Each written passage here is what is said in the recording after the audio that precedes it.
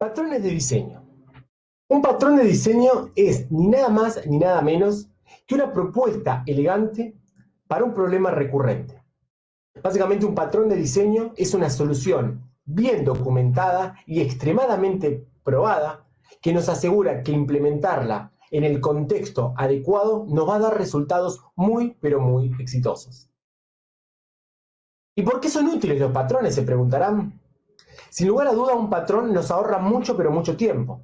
¿Por qué? Porque ante un problema recurrente no vamos a tener que pensar y repensar, diseñar y rediseñar.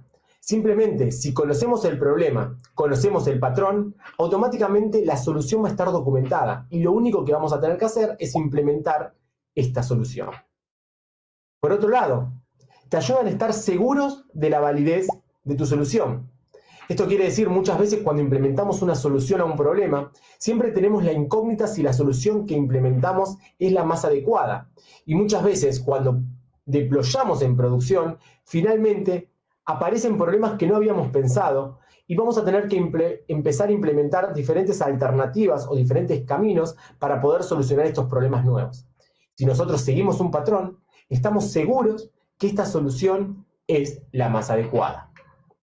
Y por último, establece un lenguaje común.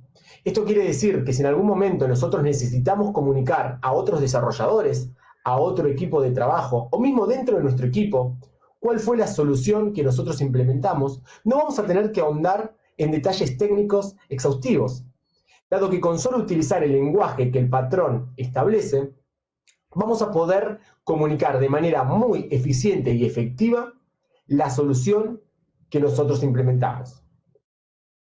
Pero, como Spider-Man, tiene a su enemigo el Doctor Octopus. Como Superman, tiene a su archienemigo Lex Luthor. Y como el conocido Batman tiene a su archienemigo y muy conocido Guasón, los patrones de diseño también tienen a este personaje antagónico, los antipatrones. Buenas tardes, mi nombre es Germán Kuber y hoy voy a estar hablando de un tema que me apasiona. Hoy voy a estar hablando sobre microservicios, pero no en la manera tradicional, sino que vamos a entender a los microservicios como un antipatrón. Más específicamente, vamos a entender a los microservicios como el antipatrón del 2020. Pero antes que nada, es muy importante que entendamos lo siguiente. Los patrones de hoy son los antipatrones de mañana. ¿Y por qué?, se preguntarán. Bueno, sencillamente porque las tecnologías evolucionan, los contextos cambian, los negocios crecen, y sin lugar a duda, aquello que creíamos una solución muy adecuada para un determinado problema, con esta evolución natural se termina convirtiendo en antipatrones, terminan quedando obsoletas estas soluciones. Entonces es muy importante entender que todo lo que hoy conocemos como antipatrón, en algún momento de la historia fue considerado un patrón, fue considerado una buena práctica, y un sinfín de equipos de desarrollo implementaron estos patrones y tuvieron éxito. Y sin embargo, hoy al implementarlos, sin lugar a dudas nos vamos a estar comprando un problema a futuro y un montón de dolores de cabeza. ¿Y qué es un antipatrón? Bueno, básicamente un antipatrón de diseño es un patrón que inevitablemente conduce a una mala solución para un problema. Esto quiere decir que a primera vista, probablemente, un antipatrón de diseño, si no lo conocemos en su totalidad, pueda confundirse y camuflarse como un patrón de diseño. Y si lo implementamos, a primera vista posiblemente nos dé las soluciones que nosotros estamos esperando. Pero de manera muy rápida vamos a ver que estas soluciones que nos están entregando comienzan a mutar, comienzan a convertirse en problemas. Y a lo largo vamos a tener un montón de problemas más que las soluciones que estamos teniendo. Es por eso que vamos a entender el origen de los antipatrones. Básicamente, el primer origen de los antipatrones son patrones disfrazados. Nuevamente, eso que nosotros consideramos un patrón, quizás por inexperiencia o por no conocer el antipatrón en su totalidad, lo vamos a implementar como un patrón. Y de repente nos vamos a empezar a cruzar con un montón de problemas. Y ahí es donde empieza a surgir el concepto de antipatrones. Por otro lado, es muy común también llegar a los antipatrones por desconocimiento de un patrón en su totalidad. Si nosotros no conocemos todo el contexto, toda la teoría y todo realmente lo que necesitamos para implementar un patrón, y lo implementamos simplemente porque queremos o simplemente porque está de moda, sin lugar a duda vamos a terminar también en un antipatrón. Es por eso que algo que hoy puede ser un buen patrón, una buena práctica, el hecho de implementarlo de manera incorrecta por desconocimiento lo puede convertir en un antipatrón para nuestro proyecto. Por otro lado, la inexperiencia a la hora de aplicar un patrón. Sin lugar a duda, implementar un patrón no es lo mismo que conocer la teoría de un patrón. Es por eso que es muy común que leamos libros, entendamos los patrones, conozcamos patrones, pero a la hora de llevarlo a la práctica realmente no va a ser lo mismo. Y si solamente nos basamos en la teoría y nos falta experiencia para tomar nuestras propias decisiones, puede ser que esto, que comienza siendo un patrón, termine siendo un antipatrón. Por otro lado, aplicar un patrón en el contexto equivocado. Esto es muy, pero muy común. Leemos un patrón, lo entendemos, nos parece muy interesante y nos parece que aplica para nuestro problema, pero sin embargo, el contexto, todo lo que hay alrededor de ese patrón, no solamente el problema, nos está diciendo que ese no es el patrón correcto. Y por inexperiencia o simplemente por implementar a la primera este patrón, lo implementamos en el contexto equivocado y a la larga nos termina generando más problemas que soluciones. Ahora bien, vamos a hablar de microservicios. Vamos a hablar de microservicios como un patrón. ¿Pero por qué los microservicios? Es lo primero que nos tenemos que preguntar. ¿Cómo surge este concepto de microservicios? Bueno, básicamente el concepto de microservicios surge con la necesidad de partir una solución. Algo que teníamos una solución implementada en un solo lugar, entendemos que no es escalable, que necesitamos comenzar a partirlo en pequeñas soluciones. Y podemos entender ya el concepto de microservicios básicamente desde el origen de la programación orientada a objetos. Previo a la programación orientada a objetos, teníamos la programación procedural, un gran procedimiento con un montón de líneas de código, un montón de soluciones. Y el concepto justamente de programación orientada a objetos nos dice que todo ese código que teníamos en una única función debemos partirla en pequeños trocitos y esos trocitos deben interactuar entre sí para solucionar un problema. Básicamente un concepto muy similar al concepto de microservicios. Pero el origen de microservicios como tal, como estamos acostumbrados ahora, básicamente viene del concepto de los monolitos. Un monolito es una aplicación que corre en un solo proceso, una aplicación que tiene su capa de UI, que tiene su lógica de dominio, su lógica de acceso a datos, inclusive tiene una única base de datos. De alguna forma el usuario llega a nuestro monolito, ya sea por un request o por cualquier tipo de consulta, y para poder responder esta solicitud debemos atravesar todas las capas, y luego de eso recuperar la información y retornarla. Esto, digamos, es una arquitectura tradicional y tenemos un montón de arquitecturas que soportan este concepto de monolito. Pero ¿cuáles son las desventajas de los monolitos? Primero y principal, son difíciles de trabajar cuando los equipos son muy grandes, dado que al tener todo el código en un único repositorio y que haya un único proyecto, realmente si tenemos equipos grandes, empezamos a tener muchos conflictos de código y realmente se vuelve un poco inmanejable. Por otro lado, tenemos un único punto de fallo. Si nuestra única aplicación falla, todo nuestro sistema falla. Otro concepto importante es la escalabilidad.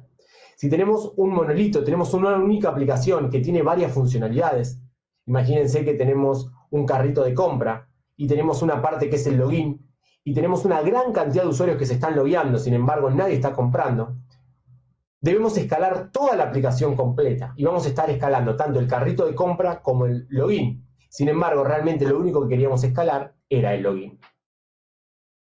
Por otro lado, son pesados para desplegar, dado que implementar una nueva feature o solucionar algún bug en una pequeña porción de código requiere compilar todo nuestro código y desplegar completa nuestra solución.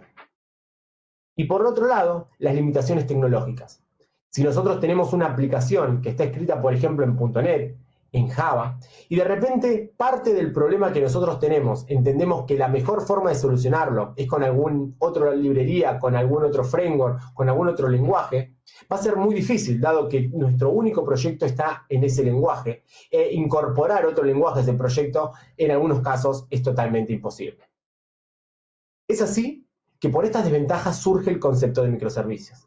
Básicamente, imagínense una interfaz de usuario o un usuario que requiere algún tipo de funcionalidad y que para completar la funcionalidad tenemos todo esto que antes era un monolito, que estaba en un solo proceso, desparramado en diferentes procesos. Cada proceso con responsabilidades únicas. Por ejemplo, un microservicio es el login, otro microservicio es el carrito de compra, otro microservicio es el buscador.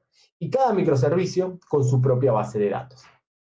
Ahora bien, ventajas de los microservicios. Estoy seguro que todos ustedes conocen las ventajas de los microservicios. Servicios pequeños, posibilidad de elegir diferentes tecnologías. Cada microservicio puede ser implementado en una tecnología diferente. Deploys individuales e independientes. Nosotros modificamos un microservicio y no tenemos que compilar toda nuestra arquitectura, simplemente vamos a desplegar ese microservicio único. Agilidad para el cambio. Necesitamos hacer un cambio, vamos al microservicio en el cual se encuentra la lógica y lo único que hacemos es implementar esa nueva feature y desplegarlo, gracias nuevamente al deploy individual e independiente del resto. No existe un único punto de fallo. Si uno de estos microservicios se cae o no responde o está saturado de requests, básicamente el resto de los microservicios siguen funcionando y nuestra arquitectura sigue funcionando. Sencillos de entender. Si queremos entender un microservicio se vuelve mucho más sencillo, dado que al ser mucho más pequeño, vamos a simplemente tener que entender muchas menos líneas de código y una arquitectura mucho más pequeña. Ahora bien, antes de comenzar a pensar y entender por qué esto de microservicios como antipatrón, quiero una frase muy pero muy importante que recuerden. Y básicamente es, si no puedes hacer bien un monolito, no esperes hacer bien microservicios. Bueno, vamos a ver entonces microservicios como antipatrón. Esperen que vamos a ver hasta qué horario tenemos, así no me paso de horario y no me retan. Listo, imagino que tenemos 15 minutos más o menos. Vamos a ver microservicios como antipatrón ahora. Bueno, como dije, básicamente uno de los principales beneficios que plantea esto de microservicios son los servicios pequeños. Pero lo que nadie nos dice es que al tener servicios pequeños, básicamente, va a aumentar la cantidad de microservicios de manera exponencial. Vieron como la programación orientada a objetos, que cuando ponemos un if, de repente tenemos 2, 3, 4, 5 if, o donde creamos una herencia tenemos un montón de objetos. Bueno, con los microservicios pasa algo muy similar, porque empezamos a construir servicios muy pequeños y esos servicios comunican con otros microservicios y con otros, y de repente comenzamos a tener un ecosistema de microservicios totalmente inmanejable. Por otro lado, entender cómo se mueven los mensajes se vuelve extremadísimamente complejo. Porque ya hacemos un request y no es tan sencillo como debuguear ese request y poner un par de breakpoints y poder debuguear los datos que tenemos. Sino que para debuguear un microservicio que tenemos en local, ese microservicio tiene que comunicarse con otro microservicio que a su vez se comunica con otro, que trae datos de una base de datos, que leen una cola, que leen un Redis. Imagínense el caos que se vuelve el manejar esos microservicios. Y ojo, esto lo voy a repetir 1 y 1000 veces. No quiero decir que esta complejidad o que sea totalmente imposible de manejar o que no se pueda hacer. Lo que estoy diciendo es que es muy complejo de hacer y que lo que quiero transmitir es que entender microservicios no es tan sencillo como un libro plantea, sino que realmente el poder implementar un microservicio viene acompañado de un montón de conceptos extra que quizás nadie nos dice en el Hello World. Por otro lado, como les dije, si tengo un microservicio, ¿por qué no crear otro? Básicamente esto viene de la mano, es bueno, creo un microservicio así de pequeñito, tengo que agregar una nueva funcionalidad. ¿Y qué hago? ¿Se le agrego al microservicio este o creo otro microservicio?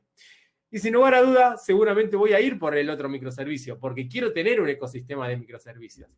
Y de vuelta, esto hace que todos los microservicios crezcan de manera exponencial y que se haga totalmente inmanejable. Y que a la hora de deployar realmente tengamos de preocuparnos por una cantidad de servicios descomunal. Ahora, comprender la arquitectura total se vuelve imposible. Y se vuelve imposible, y acá sí me arriesgo a decir imposible, porque empresas que tienen 2000 microservicios, empresas como Netflix, Spotify, que tienen 500, 600, empresas como Mercado Libre, que tienen 2000, 2500 microservicios. ¿Ustedes creen que hay una persona, que hay un perfil que conoce toda la arquitectura de microservicios y que si ustedes tienen un error, alguien les va a poder responder cuál es el microservicio que está fallando? Sin lugar a duda, esto no es posible. Vamos a tener el conocimiento de la arquitectura total de microservicios en algún lado. Sin lugar a duda, vamos a tener algún servicio que se encargue de loguear, de trazar todos los requests a lo largo de los microservicios. Pero les puedo asegurar que va a haber muy pocos perfiles en la empresa que conozcan la arquitectura total. Y les puedo asegurar que casi no va a haber ningún perfil que conozca en detalle la arquitectura total. Y esto quiere decir que cuando ocurra un error en producción, el poder trazar el request, el poder detectar cuál es el microservicio que está fallando, va a ser un dolor de cabeza que no se lo deseo a nadie, y menos un fin de semana o un domingo por la noche. Otro beneficio de microservicio, y este es un poco el que me causa un poco más de gracia. ¿Por qué? Elegir diferentes tecnologías. Estamos de acuerdo de que esto nos lo venden como algo súper cool. ¿Quién no quisiera poder utilizar la tecnología adecuada para el problema correcto? Ahora la pregunta que nos hacemos es, ¿cuál es la tecnología adecuada para el problema que estamos atacando? Y sin lugar a dudas, siempre la tecnología adecuada para el problema que estamos atacando va a ser respondida con la pregunta que todos los desarrolladores nos encanta utilizar, que es, depende. Depende de quién es que ataque ese problema, depende de cuál va a ser la tecnología que utilice. Una persona que tiene un background en .NET seguramente va a utilizar .NET. Alguien que tiene un background en Java seguramente va a usar Java. Y alguien que tiene un background en Node, dudo que se imaginen cuál es la tecnología que va a utilizar. Sin lugar a duda va a ir por Node. Entonces, wow, microservicios nos permite elegir diferentes tecnologías para diferentes microservicios. Pero, imagínense, nuevas tecnologías todos los días. Nuevos perfiles que incorporamos a nuestros proyectos, nuevas tecnologías que salen en el mercado, va a hacer que tengamos nuevas tecnologías para jugar con cada nuevo microservicio. Y si ya tenemos 5 microservicios implementados en 5 tecnologías, ¿por qué no podemos implementar el microservicio número 6 en una tecnología diferente? Imagínense en el mundo de frontend, en el mundo del open source, donde todos los días tenemos una librería nueva. Hoy tenemos React, mañana tenemos Angular, mañana tenemos... Bueno, en el mundo de backend pasa algo muy similar. Y sin lugar a duda, esto que parecía una promesa tan interesante y tan cool, de a poco se empieza a volver una bomba que empieza a implosionar dentro de nuestro ecosistema de microservicios. ¿Por qué? Porque hay que pensar que esos microservicios no solo hay que desarrollarlos.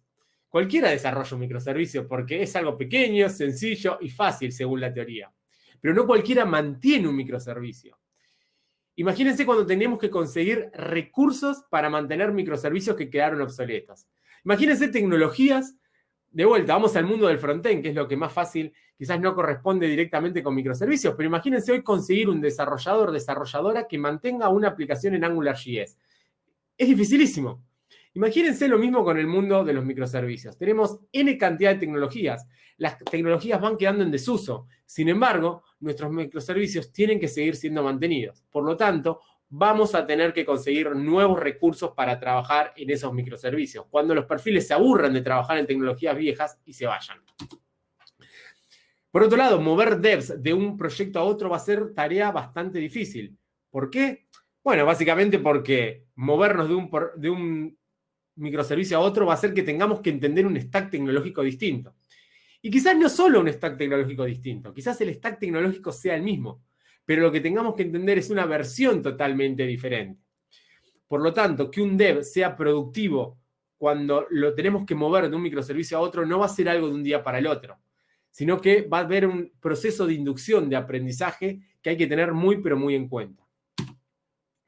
Por otro lado, cambiar la tecnología de un proyecto va a ser dificilísimo, porque ya no vamos a tener que migrar todo nuestro ecosistema del mundo .NET al mundo Java, sino que ahora vamos a tener que migrar cada microservicio en una tecnología diferente, en una versión diferente, a una tecnología totalmente diferente, a una versión totalmente diferente. Les puedo asegurar que esto no es tarea sencilla. Y sobre todo, no es tarea de un solo equipo. Vamos a tener N cantidad de equipos por N cantidad de departamentos, por N cantidad de tecnologías y versiones. Deploys individuales. Esta también es otra promesa de microservicios que cualquiera que haya trabajado en un ecosistema de microservicios, le estoy seguro que junto con el de tecnologías diferentes, le va a dar mucha, pero mucha risa. ¿Y por qué? Porque esto de deploys individuales es realmente una proeza maravillosa. Es esto de no deployar un monolito completo, un mega deploy, con todo, buildear un megaproyecto, reemplazar DLLs o archivos binarios, tirar abajo un monolito. No, vamos a deployar cada microservicios en tiempos diferentes. Sin embargo, mantener contratos de versiones va a ser un dolor de cabeza, porque vamos a deployar una nueva versión, pero como no todos van a utilizar la nueva versión, vamos a tener que mantener los contratos anteriores. Por lo tanto, mantener los contratos anteriores va a ser una preocupación diaria que no teníamos anteriormente. Desplegar una feature requiere desplegar varios microservicios, porque seguramente vamos a desplegar una feature y vamos a tener que elegir entre hacer todo un mega desarrollo para mantener compatibilidad con versiones anteriores o esperar una semana a que los otros dos microservicios que nos consumen desplieguen la nueva versión y no tener que hacer todo ese desarrollo externo y súper extremo. Entonces lo que va a terminar pasando es que vamos a esperar esa semana y vamos a terminar desplegando 3 microservicios y vamos a terminar coordinando 3 departamentos para desplegar todos al mismo tiempo para evitar hacer todo un retrabajo súper, súper complejo. Y por otro lado, desplegar varios microservicios requiere de testear muchos puntos. Ya no va a alcanzar testear una sola aplicación. Vamos a tener que testear toda la integración de microservicios y vamos a tener que testear todos y cada uno de los diferentes puntos de acceso a cada microservicio. Por lo tanto, imagínense, implementar microservicios va a hacer que su departamento de QA explote. La cantidad de recursos que van a tener que conseguir es altísima. Agilidad para el cambio. Así, cambiar rápido. Eso es lo que nos promete microservicios. Sin embargo, incorporar un nuevo cambio, un nuevo requerimiento requiere de muchísimo análisis. Porque ya no vamos a tener que analizar una única aplicación. Vamos a tener que analizar un ecosistema entero. Vamos a tener que analizar una cantidad de dependencias asincrónicas que no tienen una dependencia directa. Por lo tanto, nosotros ponemos un mensaje en algún lado y ese mensaje es consumido por N cantidad de microservicios que desconocemos. Así que implementar un cambio va a requerir de un análisis completo de todo nuestro ecosistema. Por otro lado, incorporar un cambio va a requerir una cantidad de comunicación exagerada. Cada vez que queramos implementar una nueva feature, cada vez que queramos implementar un nuevo cambio, vamos a tener que reunirnos con un montón de departamentos, vamos a tener que sincronizarnos, vamos a tener que analizar cada uno de los microservicios, vamos a tener que entender cómo funcionan y vamos a tener que entender cómo entre todos construir esta feature. Por lo tanto, esta agilidad al cambio ya no se vuelve tan ágil, porque la comunicación entre diferentes departamentos va a crecer de manera exponencial. Por otro lado, vamos a tener que decidir contratos todo el tiempo. Todo el tiempo vamos a estar preocupados por contratos, porque cada cambio que hagamos va a impactar en todo el ecosistema. Por lo tanto, cada vez que hagamos un cambio en un contrato, cada vez que implementemos un contrato nuevo, vamos a tener que hablar con todos los departamentos, asegurarnos que ese contrato no rompe ningún microservicio y que realmente podemos ir por el camino que nosotros teníamos pensado. Por lo cual, la agilidad al cambio me parece que está bien, pero hay que analizarla y hay que analizar si realmente esta agilidad al cambio es una agilidad tan ágil como nos prometen los microservicios. No existe un único punto de fallo, esto es cierto. Ya ahora, antes si fallaba un monolito, fallaba toda nuestra aplicación.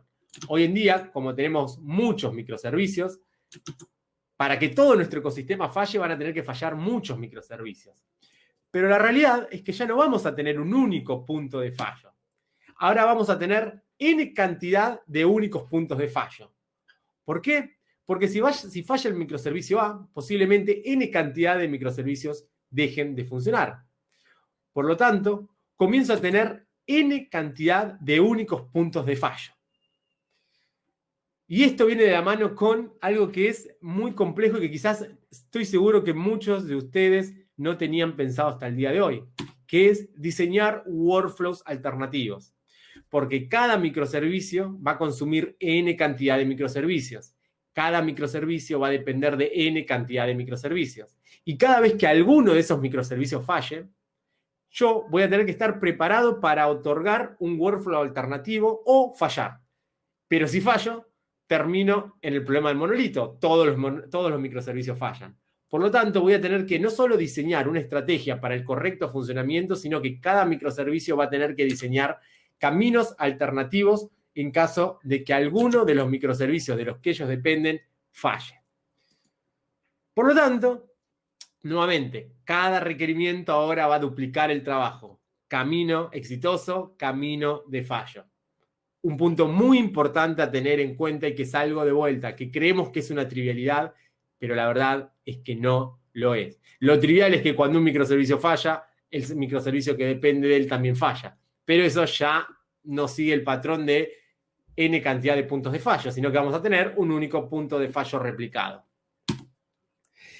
Sencillo de entender. La verdad que cuando dicen sencillo de entender, no sé bien a qué apuntan y ahí tengo un poco de duda. ¿Qué es lo que es fácil de entender con el mundo de microservicios? ¿Hay algo fácil de entender en el ecosistema de microservicios? La verdad que mi experiencia me dice que no. No existe nada fácil de entender en el ecosistema de microservicios. Lo único quizás sencillo de entender es un único microservicio aislado. Pero la realidad es que un único microservicio aislado no aporta absolutamente nada. Porque un microservicio vive en un ecosistema de microservicios. Y justamente la entidad de ese microservicio, el objetivo, el significado de ser de ese microservicio, por sí mismo, no lo tiene, sino que realmente lo tiene inmerso en un ecosistema gigante. Por lo tanto, entender un microservicio requiere entender gran parte de la arquitectura. Yo tengo que entender qué hago, para qué lo hago, de quién dependo, quién depende de mí, qué pasa si yo no funciono, qué pasa si los microservicios que se comunican conmigo dejan de funcionar. Realmente entender un microservicio ya no es entender solamente una porción de código, sino que es entender gran parte de la arquitectura. Introducir un nuevo desarrollador a un microservicio, quizás es sencillo entender ese pequeño microservicio, aunque tampoco, porque si vamos a los puntos anteriores, que cada microservicio va a tener una tecnología distinta posiblemente, en versiones diferentes, con arquitecturas diferentes, con base de datos diferentes, no me mientan. Entender un microservicio no es sencillo y introducir un nuevo desarrollador a un microservicio no es tarea simple ni es algo que queramos hacer todos los días. Por lo tanto, entender un solo microservicio no significa entender solamente ese microservicio aislado, sino que entender un microservicio significa entender todos los microservicios que existen alrededor. Es por eso que la tarea de comprender la arquitectura total ya no es solamente tarea de los arquitectos, pasa a ser una preocupación de los desarrolladores, porque yo como desarrollador necesito entender qué pasa si este mensaje se despacha de manera incorrecta. Yo como desarrollador necesito entender qué pasa si mi microservicio falla. Es por eso que el conocimiento de la arquitectura total se vuelve un bien mucho más preciado y por lo tanto los tiempos van a aumentar, los costos van a aumentar y la cantidad de recursos que vamos a necesitar va a aumentar. Es por eso que microservicios no solo son microservicios. Pensar en microservicios significa esto. Significa pensar en un montón de conceptos que giran alrededor de los microservicios. Entender microservicios se transforma en una tarea muy difícil, porque aparejado a microservicios vienen un montón de conceptos como Service Discovery, Circuit Breaker, Token, arquitecturas, API Gateway, diferentes tecnologías de base de datos, documentación, excepciones, cómo traquear todo un request, mensajes, un montón de cosas que en el Hello World de microservicios nadie nos los dice. Es por eso que tenemos que pensar lo siguiente. Siempre que comenzamos un desarrollo, debemos pensar que los microservicios no son la mejor opción. Si tomamos los microservicios como la opción por defecto, realmente vamos a incursionar en un montón de problemas que, créanme, que va a ser muy difícil salir de ahí. Y ahora se preguntarán, ¿qué pasa? Yo pensaba que los microservicios eran geniales, yo llegué a esta charla creyendo que los microservicios eran la respuesta. ¿Y ahora qué pasa con todo esto? Bueno, algunas reflexiones que podemos sacar de esta charla. Primero y principal, microservicios no es sobre tecnología. Yo no puedo pensar en tecnología y pensar en microservicios. Realmente microservicios viene de mucho antes que la tecnología. Microservicios no es pensar en cómo implemento esto en determinada tecnología. Microservicios es sobre equipos. Microservicios es sobre personas. Microservicios es sobre empresas. Para yo llegar a una arquitectura de microservicios a nivel tecnológico, toda mi empresa ya tiene que funcionar como microservicios. Todos los departamentos se deben comunicar como microservicios. Tengo que tener preparada la infraestructura para implementar microservicios. Es por eso que la arquitectura de microservicios no se elige. Yo no llego a un trabajo diciendo voy a hacer microservicios. Yo no ataco un requerimiento diciendo voy a hacer microservicios, sino que una arquitectura de microservicios nace naturalmente. Naturalmente, la arquitectura de microservicios empieza a nacer de a poco. Yo empiezo con un proyecto monolítico, empiezo con una aplicación tradicional y poco a poco, a medida que el negocio va evolucionando, a medida que la tecnología, a medida que los equipos van evolucionando, a medida que la infraestructura va evolucionando, a medida que los arquitectos y que el pensamiento de cada uno de los responsables del negocio va evolucionando, va creciendo y va entendiendo que hay una forma mejor de hacer las cosas, es que mi arquitectura de microservicios va naciendo. Es por eso que mi mejor consejo, el consejo que les puedo dar hoy para terminar esta charla es, a la hora de pensar microservicios, tengan muy, pero muy claro por qué van a ser microservicios. Realmente dense en cuenta si van a ser microservicios simplemente porque quieren ser cool, porque quieren subirse a la ola tecnológica y ser partes de una arquitectura de microservicios, o si quieren hacer microservicios para resolver un problema, si quieren hacer microservicios porque el negocio realmente lo requiere. Y la última pregunta que tienen que hacerse es, y la más importante de todas, ¿mi negocio está preparado para hacer microservicios? Gracias.